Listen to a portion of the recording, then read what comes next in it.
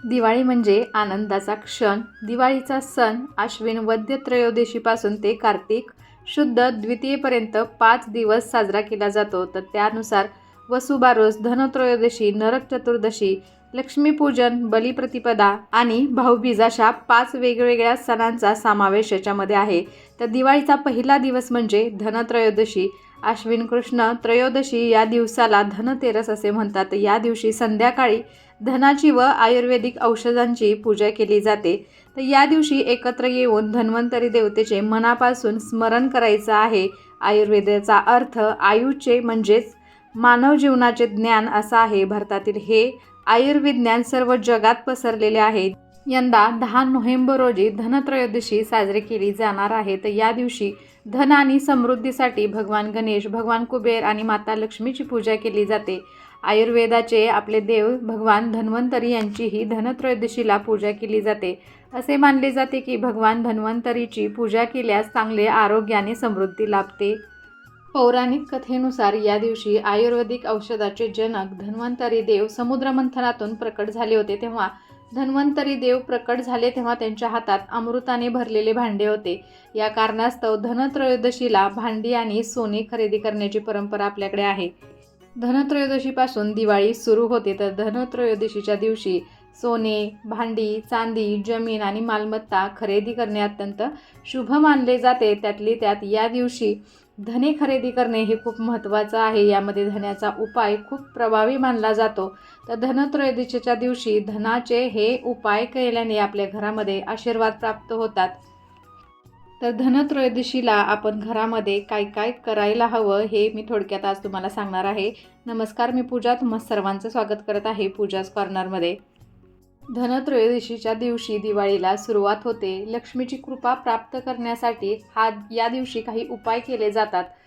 या दिवशी धनाची देवी लक्ष्मी आणि कुबेरदेव त्याचबरोबर धन्वंतरी देव यांची पूजा करण्याचा नियम आहे, जेणेकरून आपल्या व्यवसायामध्ये आणि आरोग्य या दोन्ही गोष्टी आपल्याला मिळू शकतील.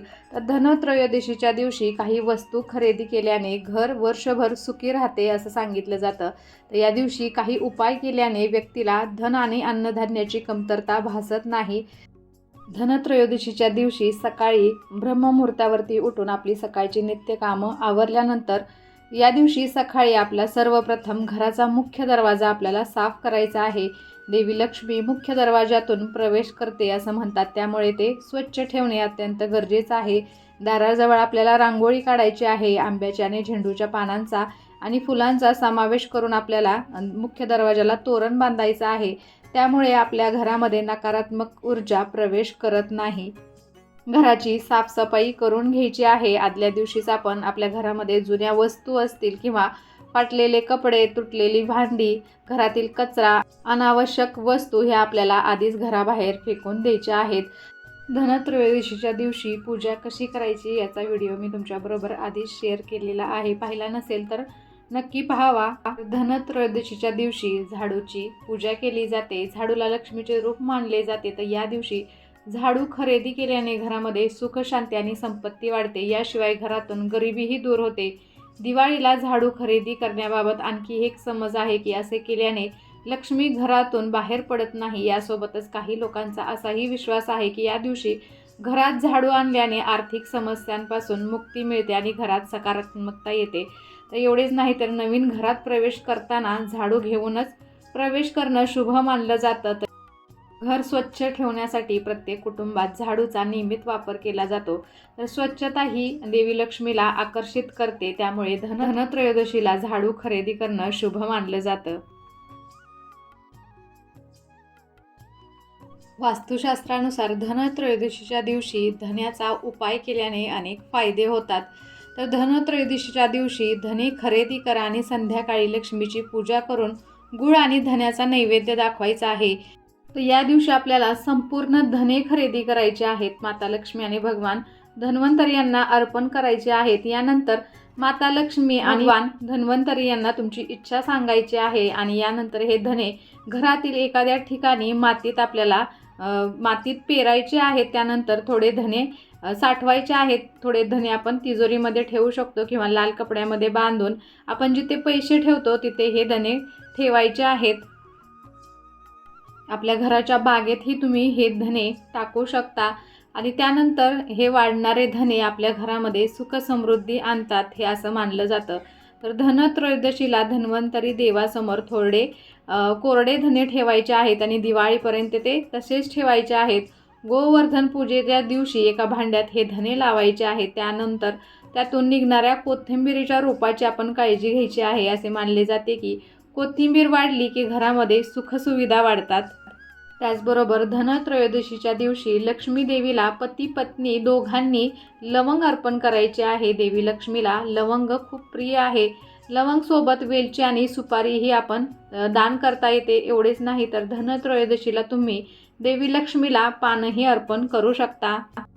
तर या दिवशी 13 दिवे लावण्याची ही परंपरा आहे. घरातल्या वेगवेगळ्या ठिकाणी हे दिवे लावायचे आहेत.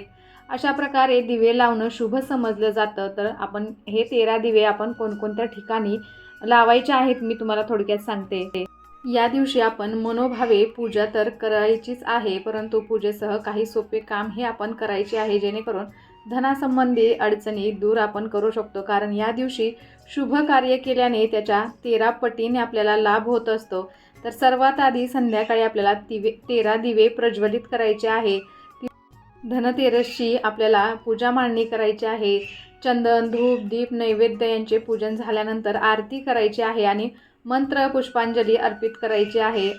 महत्त्वाची गोष्ट म्हणजे या दिवशी संध्याकाळी आपल्याला 13 दिवे लावायचे आहेत आणि त्याजवळ 13 कवड्या ठेवायच्या आहेत. नंतर या कवड्या आपल्याला घरातील एखाद्या तिजोरीमध्ये आपण ठेवू शकतो.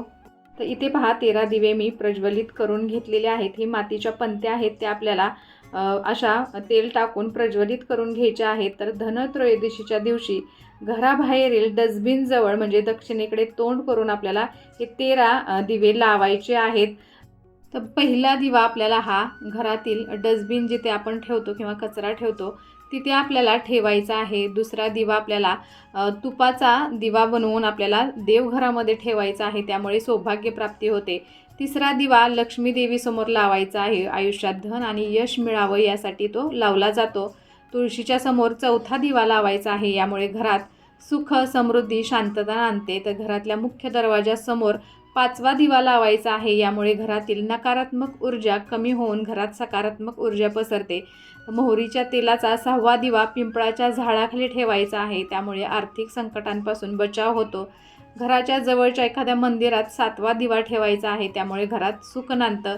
8वा दिवा कचरा ठेवण्याच्या जागेजवळच लावायचा आहे, त्यामुळे वाईटाचा नाश होतो असं म्हणलं जातं. तर 9वा दिवा शौचालयाच्या बाहेर ठेवायचा आहे, त्यामुळे जीवनात सकारात्मक ऊर्जा वाढते.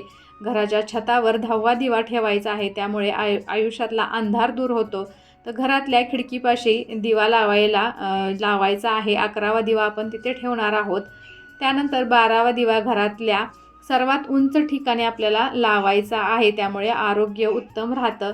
तर घरातल्या दर्शनी भागाच्या सजावटीसाठी 13वा दिवा असतो, त्यामुळे घर सुंदर दिसतं व सकारात्मक ऊर्जाही पसरते. अशा पद्धतीने हे 13 दिवे आपल्याला आपण जी धनतेरसची पूजा मांडू तिथं लावायचे आहेत आणि त्यानंतर एक एक दिवा मी सांगितल्याप्रमाणे त्या त्या ठिकाणी आपण ठेवणार आहोत.